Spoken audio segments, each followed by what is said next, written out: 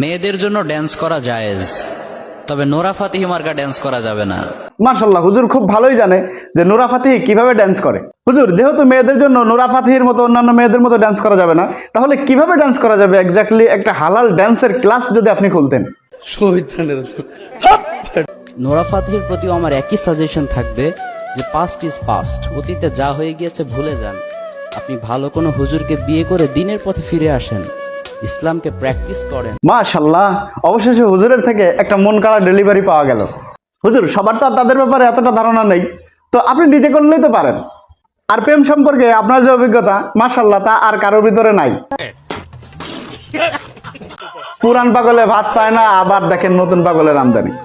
বক্তা থেকে টিকটকার, আবার টিকটকার থেকে বক্তা। বাহ, চমৎকার চমৎকার। প্রথমে এরা ওয়াজ করবে, ওয়াজের ময়দানে এসে এদের ওয়াজ কেউ শুনবে না, কারণ এরা তো কোরআন হাদিস ভালো জানে না। তখন এই টিকটকার হওয়ার নাটক করবে, আর দেশবাসী সবাই আশ্চর্য হয়ে দেখবে যে একজন আলেম মানুষ টিকটকার হয়ে গেছে। আসলে সবটাই পুরাটাই নাটক। দেখেন আস্তে আস্তে সব মুখোশগুলা ফাঁস হচ্ছে যে ভাইরাল হওয়ার জন্য এই পুরা নাটকটা সাজাইছে।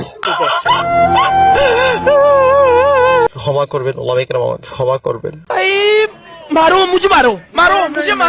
আর এই নাটকে ভাইজান এখন তো ভাইরাল, আমরাও তাদেরকে মাহফিলের ময়দানে নিয়ে আসবো। আর আমাদের প্রচার কি? ইউটিউবে ভাইরাল, টিকটকার থেকে বক্তা, সমালোচিত ব্যক্তি। আবার দেখেন কি শুরু হয়েছে। বাউলের ব্যবসা এখন আর ভালো জমতেছে না, চলে আসছে সেই বেটাও বক্তার ময়দানে।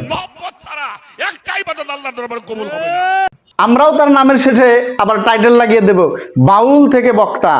কিছুদিন পরে এদের সিরিয়ালের জন্য লাইন লাগবে, এক একটা মাহফিলের জন্য এরা 40,000 50,000 করে তখন দাম করবে।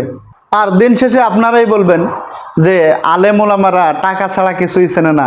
একটা মাহফিলের দাওয়াত দিতে গেলাম 50,000 চায়, 40,000 চায়। আসলে ভাই, এরা কি আলেম ওলামা? আপনি হক্কানি ওলামা ইকরামকে দাওয়াত দিবেন না, দাওয়াত দিবেন এই টিকটকার মার্কা হুজুরদেরকে। আর চিন্তা করবেন ওই টিকটকারকে দাওয়াত দিলে আপনার মাহফিলের ব্যবসা ভালো জমবে। ভাই, এগুলা বাদ দেন, এখনো সময় আছে। ওয়াজের ময়দান একটা পবিত্র জায়গা, সেই পবিত্র জায়গায় পবিত্র লোকদেরকে দিয়ে বসিয়েই ওয়াজের ময়দানটাকে পবিত্র রাখেন।